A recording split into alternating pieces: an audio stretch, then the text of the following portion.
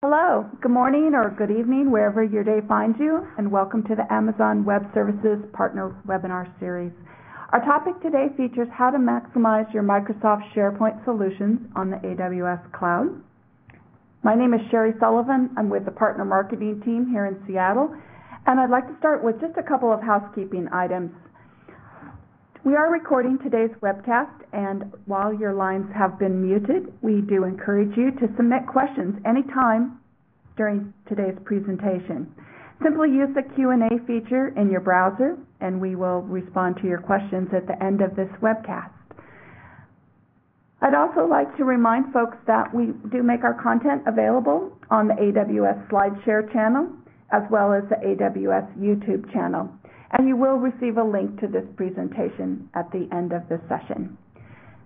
I'm pleased to be joined today by Steve Grimsley, Microsoft Services Line Leader, and Scott Sweet, who's a SharePoint North America Lead with Capgemini, one of our premier consulting partners at AWS, as well as our own Vikram Garbalotti, who manages our solution architects here at AWS. We'll begin with an overview of AWS SharePoint solutions and architecture considerations, and then we'll turn it over to the Capgemini team to share their expertise delivering SharePoint customer solutions on the Amazon Web Services. With that, I'd like to go ahead and turn it over to you, Vikram. Thank you, Sherry. So this is Vikram Garbalotti, and I'm a solutions architect at Amazon Web Services, working with partners and helping partners. The presentation that I want to discuss and talk about today is mainly why do enterprises choose Amazon Web Services. I also want to go a little bit into Amazon Web Services and the kind of services we have and the areas they support in helping enterprises build applications. And then we'll talk about a little bit about setting up SharePoint on the Amazon Web Services platform. And then I'll hand it over to our premier consulting partner, Cap, to discuss their SharePoint experiences. With that, I'll just move to the next slide. So Amazon.com is as you all know, is a retail enterprise. Back in 2003, we were a $5 billion company, roughly around 8,000 employees, with a whole lot of server infrastructure to support the business. In 2013, every day AWS adds enough server capacity to power the $5 billion enterprise that we were back in 2003. The point of reference here is about our scale in 2003. And as an additional comparison, 5 billion revenue puts you, right around 400 in the Fortune 500 list. That means that we are adding enough capacity to power a pretty big standalone company. For some perspective on this, some examples of companies with revenues right around 5 billion include, Charles Schwab, or many of our other companies that deal with cloud foundations, cloud infrastructure services, and enterprises that are catering to various customer needs and so on. So the capacity that we are adding is well enough for large enterprises to bring on their workloads into the environments. Some examples of some organizations around the world that are using us today, big organizations across many verticals, geographies. We are extremely proud of our customer list and happy to know that we are providing good outcomes and better results for some of the best firms in the world.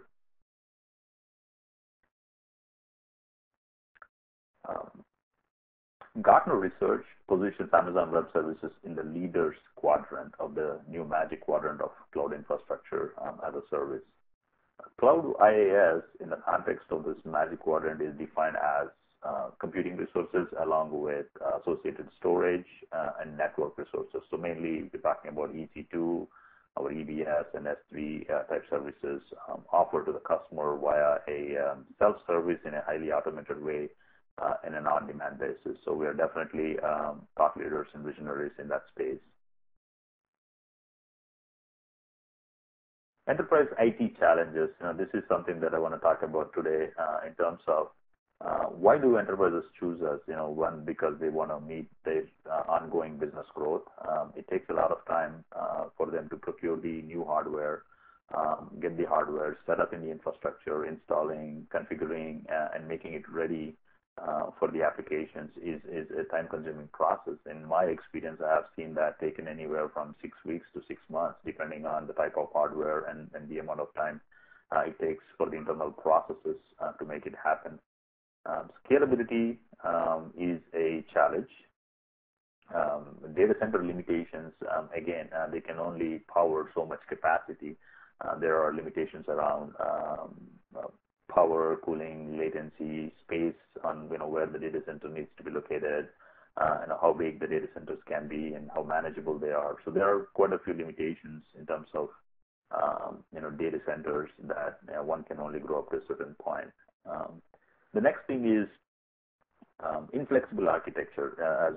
As you are probably familiar with most of the applications, traditional applications, they're not designed to really scale horizontally, spread themselves across various resources, compute resources, or storage resources to provide you the flexibility of horizontal growth. They scale vertically really well. For example, the traditional relational databases, they tend to be consuming a lot of resources. They can only scale up. They need to go into higher and higher machine configurations for them to be able to serve the purpose. So there are limitations in terms of application architectures on how well we can scale them. So cloud provides you an opportunity to be able to bring some of those applications, re-architect some of those applications to the horizontal scaling instead of vertical scaling. And then the other factor, enterprises definitely need some kind of a disaster recovery data centers that they need to be able to use it for their applications. So obviously it is very costly to have a duplicate data center, purely from a DR perspective. Utilizing AWS is perfect in this use case because you are setting up a data center in an AWS region for your on-premises data center, and then you're only paying for the capacity that you're actually going to use when you actually use it, rather than having to pay for a fully standalone data center that is just acting as a DR environment. Lastly, this is not the least factor, and obviously finding the right IT talent, making sure they have the vision of the enterprise, and making sure they are meeting all the demands that the enterprise requires is quite a bit of a challenge, and it is also one of the biggest factors for the enterprises to go to cloud, innovate fast, and use the services provided by the cloud services, especially Amazon. Let's talk about some of the key benefits in terms of what AWS provides to enterprises. The first thing is no upfront investment. Pay only for the infrastructure as you need it. With traditional infrastructure, you have to guess how much capacity you will need over the next, let's say, 3 to 7 years, and pay for most of all as an upfront capital expenditure. This ties up money that you could be spending on other things, and it's very difficult to forecast accurately over such a long period of time, and it's a hit and miss in terms of whether we're going to meet the demand or not. With AWS, you pay for what you need and when you need it. Low ongoing costs.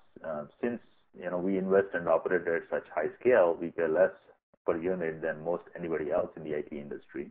We run our business on high volume, low margin basis, which is also quite unique. The combination of high scale and low margin allows us to pass significant savings along to all of our customers.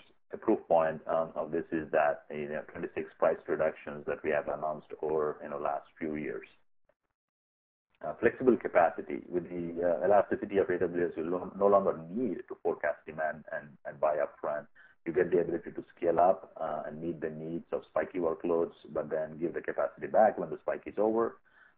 Whether you are dealing with your annual spikes, monthly spikes, like the December retail boom we have here at Amazon, or monthly or quarterly spikes for your payroll processing jobs, or any other special workload events associated with your business, or even handling any unpredictable spikes associated with your web marketing or any other situation where demand changes over a period of time. Cloud has a considerable advantage over the traditional IT investment model. Speed and agility. With traditional infrastructure, it can take weeks to get a server procured, delivered, and up and running. These long timelines are not good for the business. With cloud computing, you can provision resources as you need them. You can deploy hundreds or even thousands of servers in minutes without taking a second for you to go through all these processes of getting approvals and doing a lot of paperwork. And once you have AWS account established and you have the processes set up to be able to launch servers, all you're doing is making a simple web service API call to be able to launch one server or hundreds of servers, in a completely self-service environment. Global reach, since we have invested in facilities around the world, we can offer you a global reach at moment's notice. It's cost prohibitive, but to put your data center where all your customers are, but it's a daunting task to make that happen in a short periods of time. But with AWS, you get the benefit without having to make that huge investment. You can easily deploy your application in any or all of the 9 AWS regions around the world with a click of a button. Meaning, again, going back to it's a simple web service API call to launch one server or 100 server. This means you can provide a lower latency and a better experience for your customers at minimal cost. Apps, it takes a lot of time and a lot of money and becomes a big distraction from activities that can truly differentiate you. In order to focus on your business, you should be handling your business objectives as a priority rather than the ongoing administration or an IT type activities. And AWS lets you shift resources away from data center investments and operations and move them into a position where they can innovate. They can focus on new projects for the business, and specifically you can have your scarce IT resources and engineering resources focus on projects that grow your business instead of having them focus on the underlying IT infrastructure and maintaining it.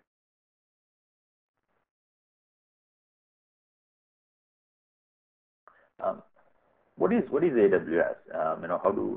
This is a simple view of a set of services that we offer.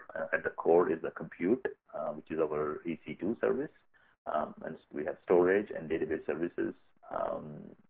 They are the heart of our offering.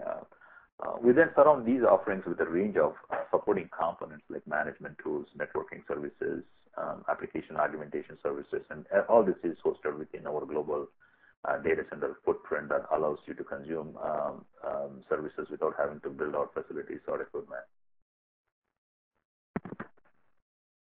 Again, this is a map of our global footprint, 9 regions with 25 availability zones, and we are continuously expanding.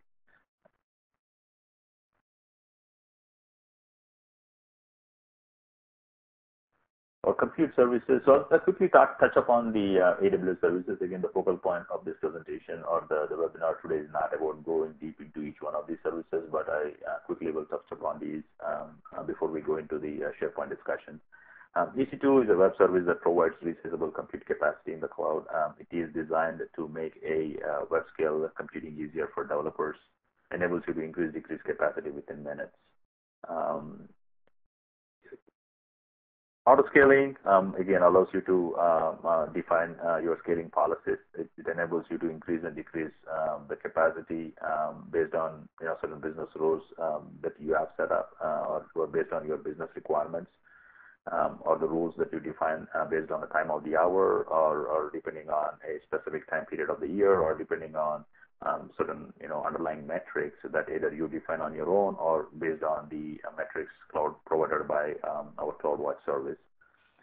Elastic load balance automatically distributes incoming application traffic across multiple Amazon EC2 instances spread across AZs or in a single AZ.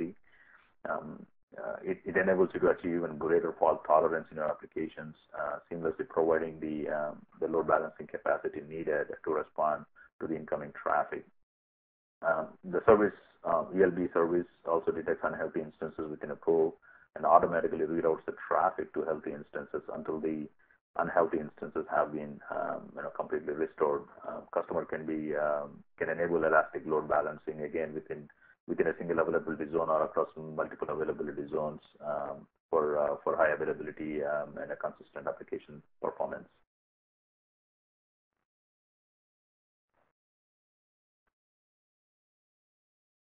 Networking services, we'll talk a little bit of that in the later slides. VPC lets you, VPC stands for Virtual Private Cloud, which lets you provision a largely isolated section of Amazon Web Services cloud service where you can launch AWS resources into a virtual network that you define. You have complete control over all your virtual networking environment, including selection of your own IP address range, creation of subnets, and configuration of route tables and network gateways. And VPC also allows you to connect back into your on-premises data centers over VPN. We'll talk about that in the next few slides here. Direct Connect makes it easy to establish a dedicated network connection from your on-premises to AWS. Using AWS Direct Connect, you can establish private connectivity between AWS and your data center offices, co-location environments, wherever your resources are in terms of your applications. Which in many cases, Direct Connect helps reduce your network costs, increase the bandwidth throughput, and provide a more consistent network experience than the internet-based speeds or the VPN tunnels. Route 53 is our highly available and scalable DNS web service designed to give the developers and businesses an extremely reliable, cost-effective way to route end users to your applications by translating the domain name service. We run the DNS service from our edge locations, which is they're spread across all over the world.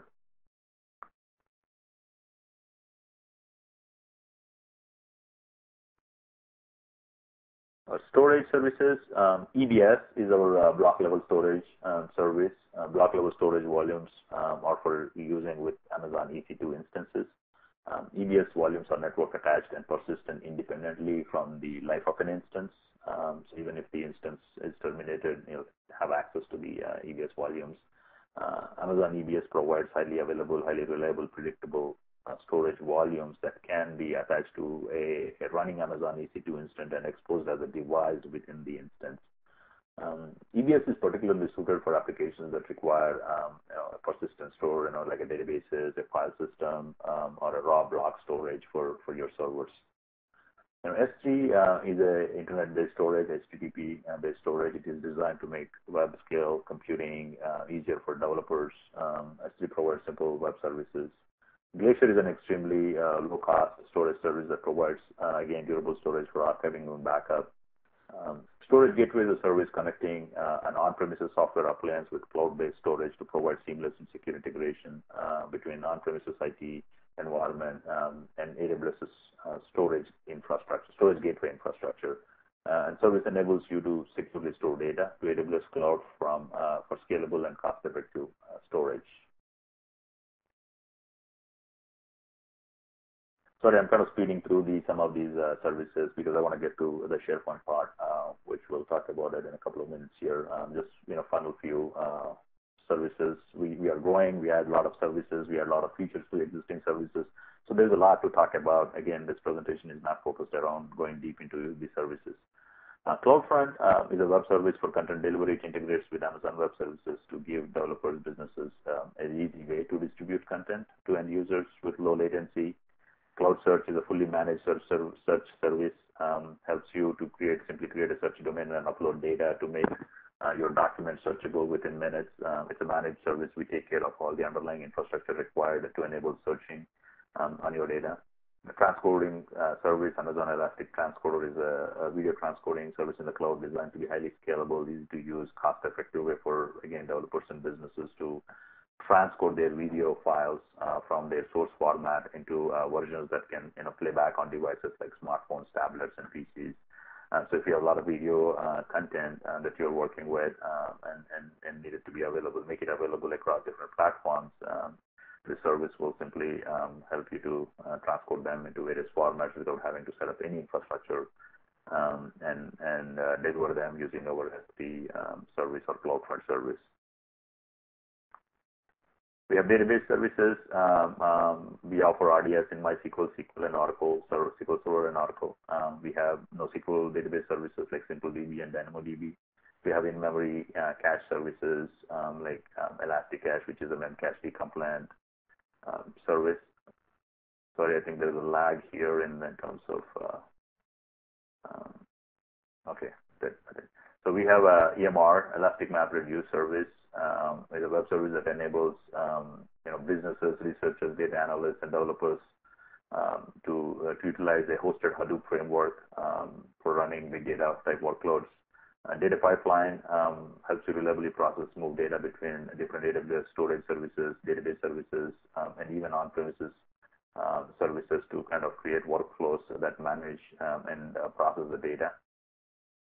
Redshift is a fully managed petabyte scale data warehouse service that makes it simple and cost effective to efficiently analyze your data using your existing business intelligence tools. It is optimized for data sets ranging from few hundred gigabytes to petabytes or more, and it costs less than $1,000 per terabyte per year, a tenth of the cost of most traditional data warehousing solutions.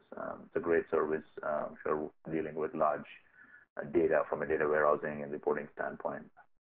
So Amazon's focus is hybrid, and meaning enterprises applications don't exist in silos. They have integrations, they have dependencies with other systems. So the use cases here, for enterprises is the majority of the focus is around how to build hybrid applications, and where you have some stuff running on-premises environments and a lot of stuff running in cloud environments, utilizing benefits of the cloud. So VPC, we touched upon this earlier. Amazon Virtual Private Cloud helps you extend your data center. So you have your physical data center, and then over a secure VPN tunnel or using a direct connect service, you'll be able to connect directly into the Amazon Virtual Private Cloud and have a connection between the resources that are running in your private cloud environment in multiple subnets with the resources that are running on the on-premises data center. A simple example, right? You could be running all your web servers and application servers and have them auto scale based on your demand in the Amazon Virtual Private Cloud environment, but can still have your databases running in your on-premises environments to provide the data services and so on. So you can have a complete hybrid environment between AWS Cloud and an on-premises environment. So we'll talk about quickly, I think we are at the top of the hour. I'll talk about quickly two different scenarios of SharePoint architecture. So the first one is an intranet setup. Intranet setup meaning you're using SharePoint for your internal enterprise, you're storing documents, all your employees, enterprise employees are using the SharePoint environments. So this is a scenario where on the left we have an on-premises data center connected over the VPN tunnel into the AWS environment, and in the AWS environment we have created a virtual private cloud. Within the virtual private cloud, created an Elastic Load Balancer, and then we've created multiple subnets to set up web tier, application tier, and database tier.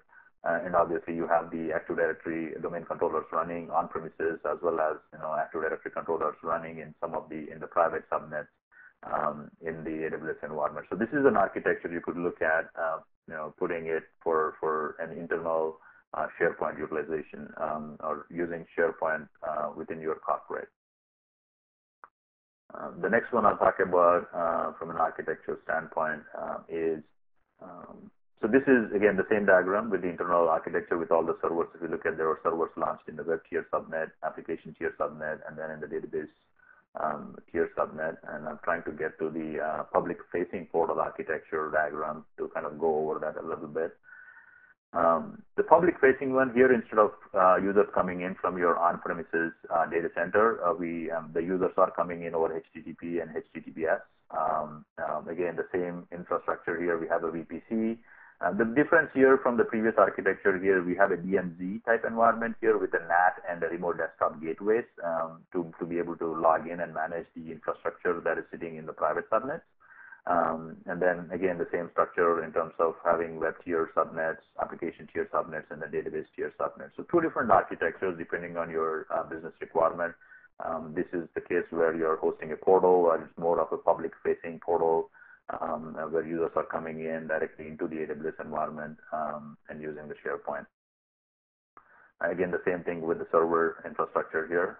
So with that, the last thing I want to mention is we have deploying SharePoint Farm in 6 simple steps article on our website. We also have CloudFormation templates associated with it that will help you to launch the CloudFormation templates and set up the infrastructure environment in a similar fashion what I have shown in the previous diagrams. So please take a look at that. With that, I will pass it on to our premier consulting partner, Capgemini, to Steve Grimsley and Scott Sweet. Thank you, everyone. Thank you. Thank you. Hello, everyone. This is Steve Grimsley from Microsoft. I run the from Capgemini. I run the Microsoft service line for Capgemini across North America. We also have Scott Sweet with me today, who is our North American SharePoint practice lead. And we're going to walk you through our point of view around SharePoint, some of our offerings, and how we've leveraged our SharePoint expertise and the AWS benefits to help some of our customers with some SharePoint deployments. So I'd like to go to the next slide and tell you a little bit about what we're going to cover. I'll cover a little bit about Capgemini and Amazon. We've been working together with the web services over 5 years. We were kind of an early adopter in North America. We have a number of substantial deployments on Amazon Web Services from packages like SAP, SharePoint, custom software development, some fairly sizable and some of our larger customers with a number of implementations. I'd like to talk to you a little bit about our vision for SharePoint as a platform and how you can benefit from that vision coupled with the Amazon Web Services environment, how you maximize the value, what some of the steps are, and we'll talk some about our success stories.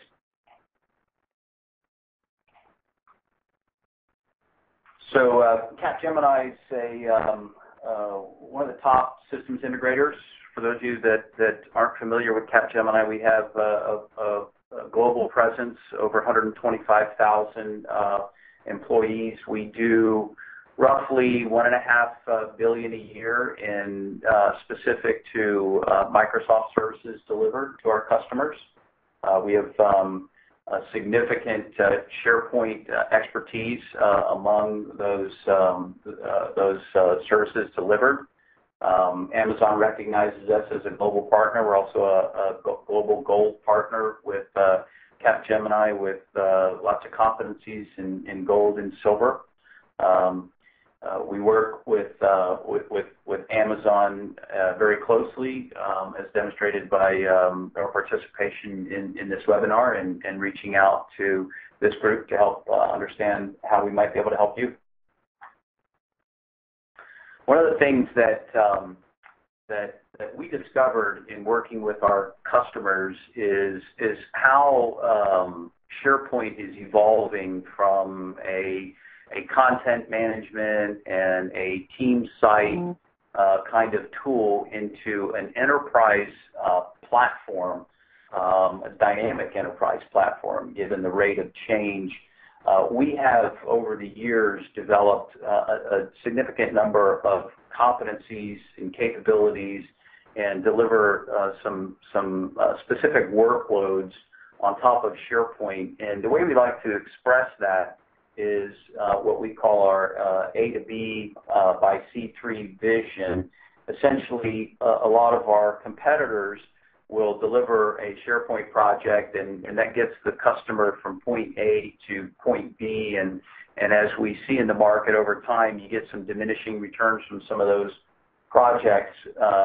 So the way we look at it is we like to continue on the delivery of value on the SharePoint platform through a number of capabilities that we provide in our service line. The trends that we see are a lot of our customers are looking to add social capabilities to their SharePoint platforms. They're looking to leverage innovation ideas from their partners and their customers to evolve their products and offerings, collaboration amongst their partners, their employees, supporting mobility, leveraging SharePoint capabilities and the ease of deployment for their portals and getting away from a lot of custom software development on portals, looking to deliver analytics, live data on their SharePoint platform, so creating a comprehensive capability based on a single platform that's easy to maintain supported by one of the world's largest software companies in Microsoft. We see 4 key workloads that we call anchor offerings that are typical across our customer base, and they started in the past with purely around enterprise content management and team sites, and so we have built a pretty significant and depth of offerings in and around enterprise content management, consolidation of multiple sites. So we see a lot of our customers who deploy SharePoint to various business units, and sometimes these customers allow the business units themselves, and what happens is you end up with multiple versions of SharePoint with inconsistent branding and inconsistent taxonomies, security of content, delivery of content to the right people at the right time. So we help a lot of our customers in consolidating their SharePoint sites into a common, governed, industrialized, and even factory-based concepts for some of our customers to deliver consistent, innovative, and value-driven SharePoint sites. We also have a deep practice in migrations. It's a core demand area for our customers that either have older versions of SharePoint they want to migrate, or they'll have Lotus Notes or document them, and they look to migrate. That's a key driver of our service line, as well as portal delivery. Some of the largest companies across North America and across the world are using SharePoint to develop and deliver portals, and a lot of them are our customers. But that's really the core demand areas. The way we see SharePoint is more as a platform to deliver things like social integration and collaboration and extensibility to mobile platforms. As I mentioned, our practice is tightly coupled between the Microsoft service line and our business information practice to deliver our thought leadership in and around analytics and live data. We have a specific strategic offering around integrating SharePoint to SAP, and that we call our ERP Plus offering. So, the way we view SharePoint is it's not just a tool for standing up sites and sharing content. It's really a platform that can deliver far greater value to the business units, and our customers are seeing that and asking us to help them with those deliveries. So let me move on. So some of the value that we see our customers getting out of SharePoint is, as I mentioned, in and around migration opportunities, and the value is that you get on an agile platform that gives you the ability to be flexible, to not have to custom develop a lot of your functionality that you want to deliver to your users.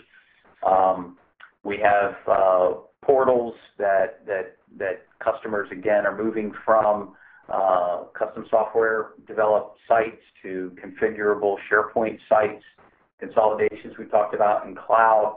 Cloud has become one of the key drivers in our SharePoint delivery because people feel like a lot of times SharePoint is not a mission critical, and taking those first steps into the cloud, leveraging their SharePoint needs in and around these demand areas that I just mentioned is an easy way for the enterprise to become comfortable with and gain experience in migrating applications to the cloud.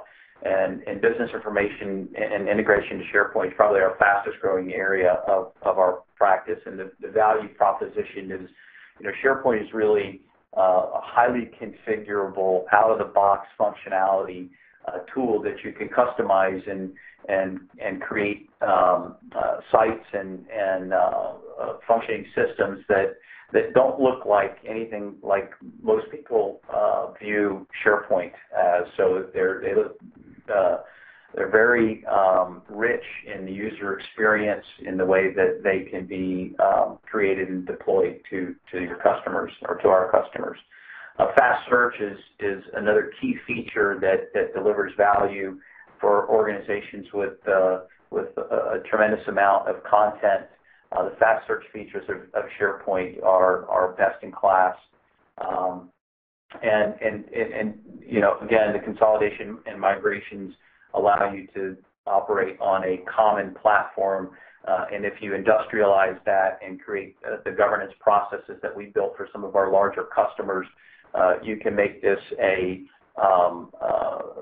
risk-averse environment where you can rapidly support your business units on a platform that supports all of the emerging technologies that are helping businesses grow and become closer with their customers.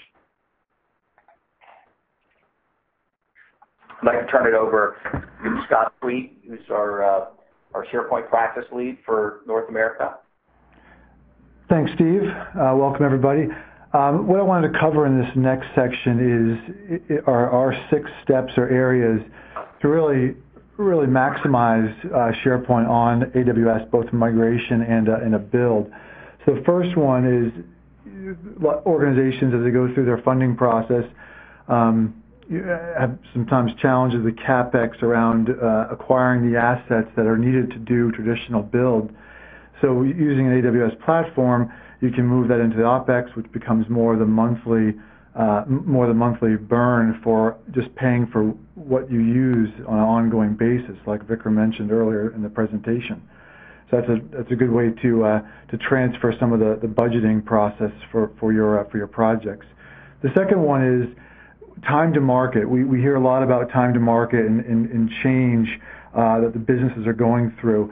That's a key driver. And going to an AWS removes that bottleneck of any lead time with setting up or acquiring hardware, setting up the infrastructure, which could sometimes take weeks or months to go through that process. So we're removing that bottleneck by going to this type of environment. And it really reduces the risk of the project risk from a timeline perspective, which, as we can all imagine, are some of the key drivers of hitting that business value. The next one I want to talk about was a lot of companies right now, because of the cloud and the dominance it has in the marketplace, they're being asked to seek, where can we go to the cloud? How do we embrace this? Everybody's talking about it. How do we move there? And in moving SharePoint to the cloud really is a low-cost entry point for companies to take on. The development time, the migration to AWS, moving either legacy applications to AWS. It's a very easy way to enter this space. A lot of times, people over-engineer their infrastructure. They overpay for hardware. Using SharePoint AWS really allows you to only pay for what you use. It allows you to meet some of those demands in the demand process, if it's cyclical or if there are specific things that you need to turn on and turn off. Doing that with SharePoint and having that workload managed for you takes all of that guesswork away from your team, so you can go focus on other activities. The next one I want to mention was just the overall total cost of ownership. Having the ability to manage these environments through a very repeatable industrialized process, which we call complete from Capgemini. That's our process to stand up and deploy AWS infrastructure for use like SharePoint. It just helps you really turn off unused environments, and again, the whole on-demand premise of just driving out your cost and really becoming more efficient and agile in your project and portfolio development around SharePoint. And then as far as the last one is concerned, just on taking full advantage of the benefits of AWS, if it's migrations, if it's consolidation, if it's development, but really taking the business requests, taking some of the demands you might have from your portfolio, and being able to then springboard that onto the AWS platform and really take advantage of what the platform can provide as far as time to market, reducing cost of ownership, and really still being able to provide all of the functionality that you would normally. So those are the 6 areas that we wanted to cover as far as the benefits of moving to AWS. What I want to talk about next is two real examples. The first one is for Greyhound, and the customer was facing a challenge where they had several different back office systems, no one place to do all of their ticketing and invoicing information.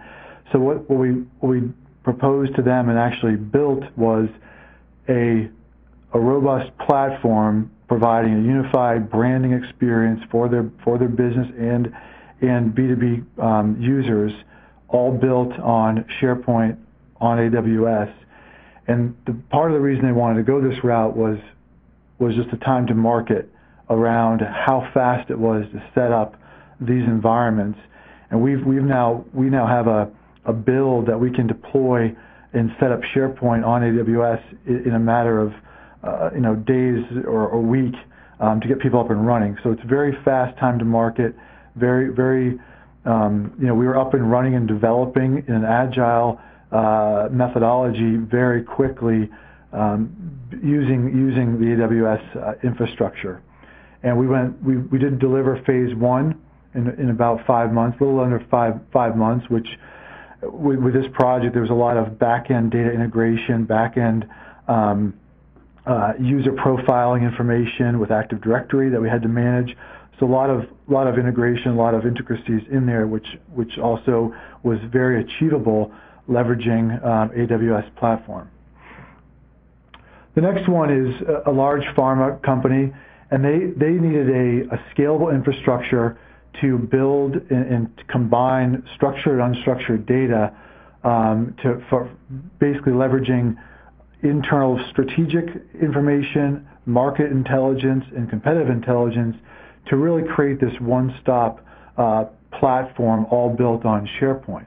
And the reason they chose AWS and SharePoint was really they wanted to do a proof of concept to continue the momentum with their business partners, to showcase the value, to demonstrate you can build a multi-integration hub with SharePoint on the cloud, pulling in different data sources and different technologies. And we did that in a matter of weeks to pull that together. And that was really well received. We're now facing the next phase of that. But again, it just brings the value of the cloud and of SharePoint together with the power that things that Steve mentioned around integrated analytics and one-stop shop and self-service BI that are really leveraged through using SharePoint. The next slide is around is just the conceptual architecture on what that looked like for that pharma company. As you can see, it brings in the legacy data from Oracle to the cloud, built around all of the things that Vicar mentioned as far as the things inside the AWS that are available to use, all delivered through SharePoint as the front end, as an information delivery vehicle, delivering dashboards and information and additional workflows, etc., through through that one interface, which was SharePoint. So those are a couple of examples I wanted to go through with you. And obviously, if you have questions, feel free to ask those at the end. Steve, I'm going to kick it back over to you now. Okay, thanks, Scott. Very nice. So the next slide is kind of a repeat, but the point of this slide is to highlight that these are the kinds of events that our customers are seeing that are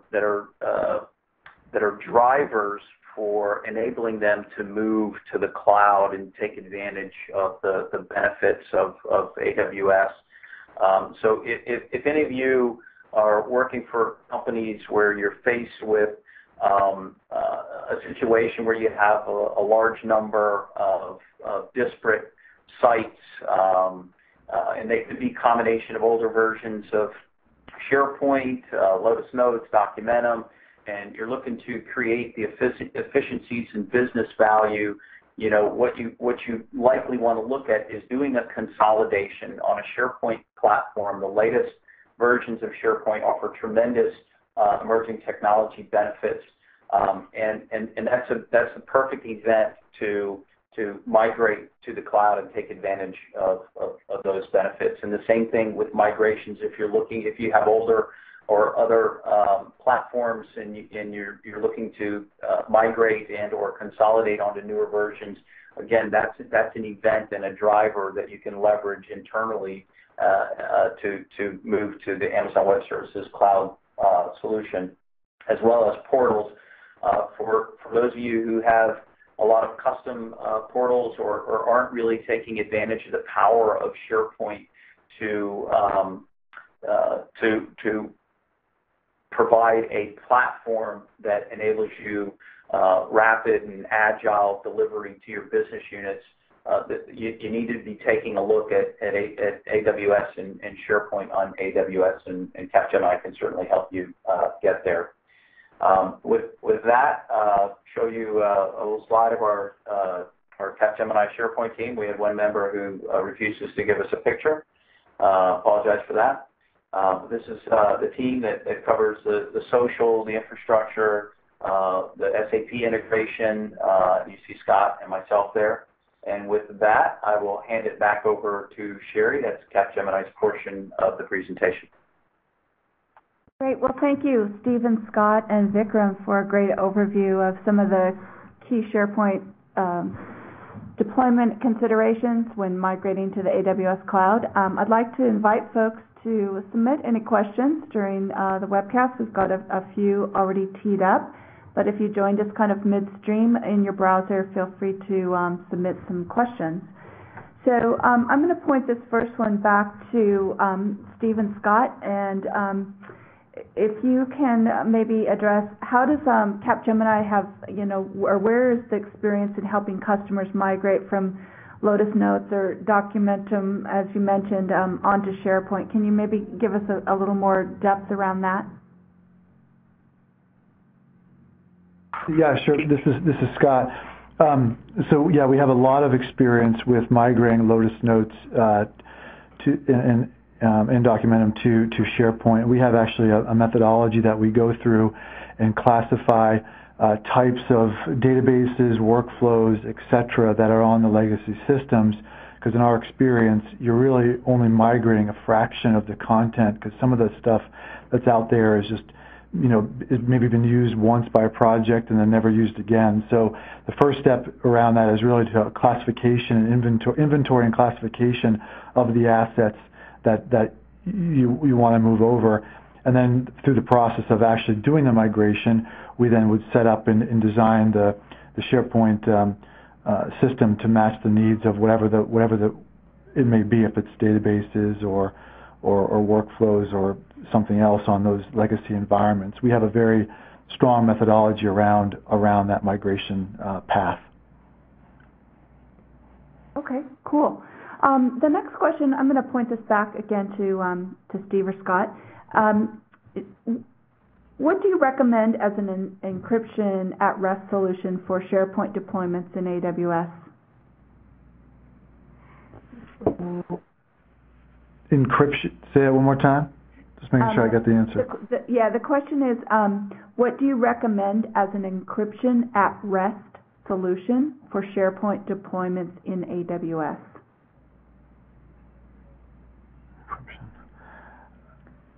And we can take that offline. I may have to follow up with the audience on that one to understand a little more around Jennifer, that. We'll follow up with you offline on that one. Maybe I can take a quick shot at that answer.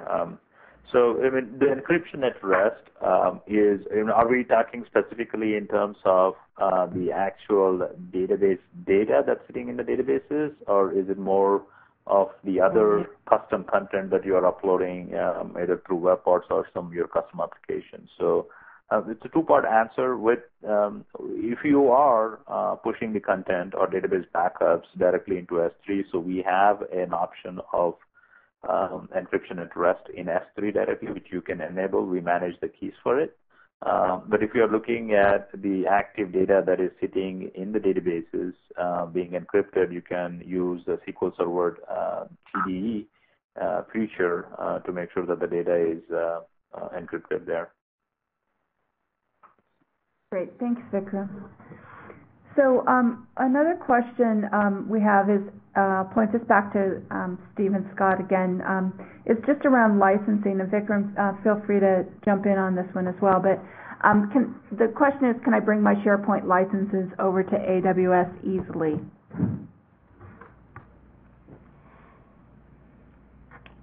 Yes, and that varies, across our customer base. But yes, in general, the licenses migrate easily.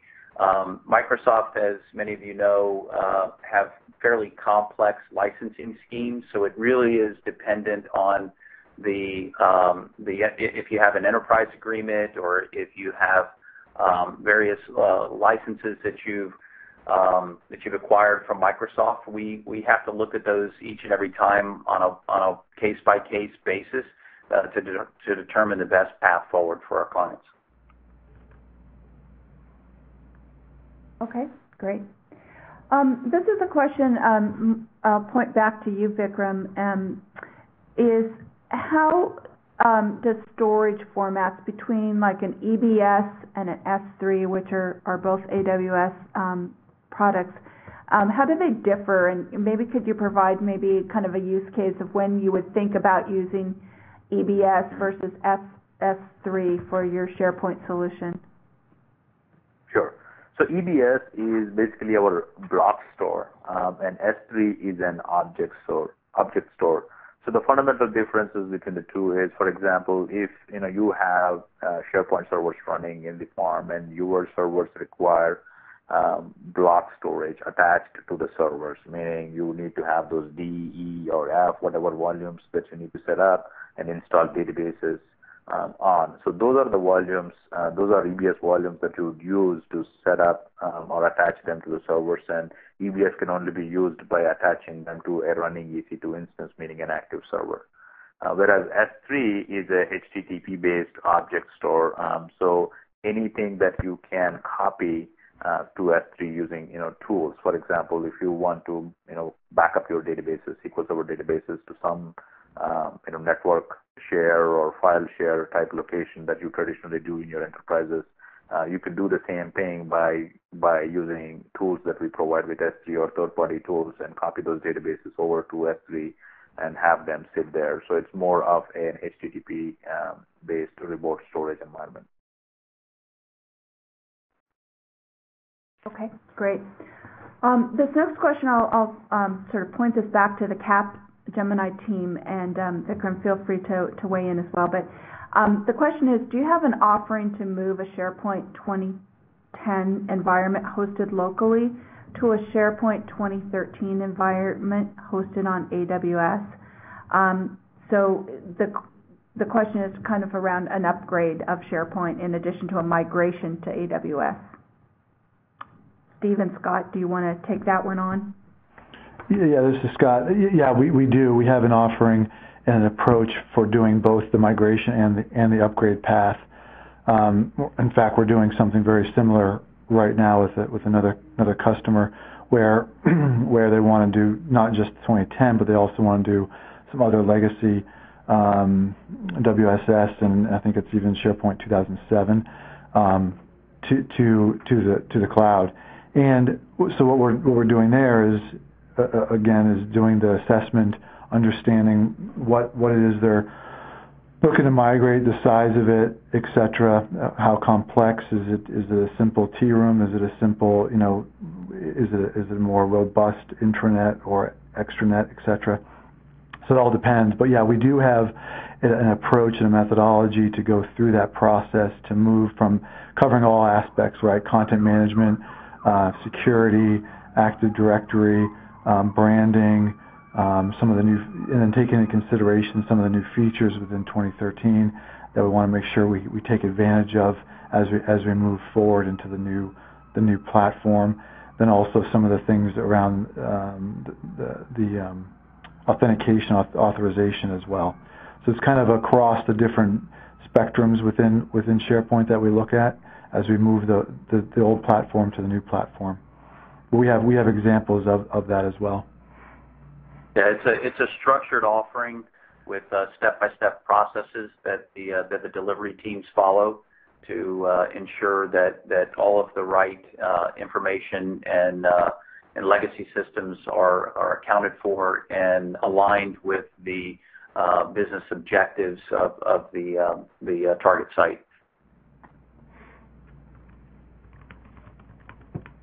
Okay, great. A follow-on question is around if AWS has a managed kind of SharePoint service today. Vikram, can you speak to that? I'm sorry, what was the question, Shirley? Can you please repeat that? Oh, sure. Does AWS have an offered managed SharePoint service? And so maybe you can just talk about kind of the AWS platform and how we support SharePoint. Mm-hmm. Sure. So today what we provide infrastructure as a service for you to be able to bring in your SharePoint environments or deployments like our partner Capgemini has done, bringing in their customers' SharePoint environment or extending your on-premises SharePoint environment into AWS environment. So this is more of you are owning the entire SharePoint form environment and managing the environment with your own resources. So at this point, we do not have anything that's comparable to an Office 365 service where we give you sites or site collections as a part of the deployment. But we provide all the necessary tools and infrastructure and templates for you to be able to extend your environments or bring the new environments into AWS. Okay, great. And we've got time for one more question. So I'm going to point this back to the Capgemini team. Can a non-network or system admin configure on AWS SharePoint environment?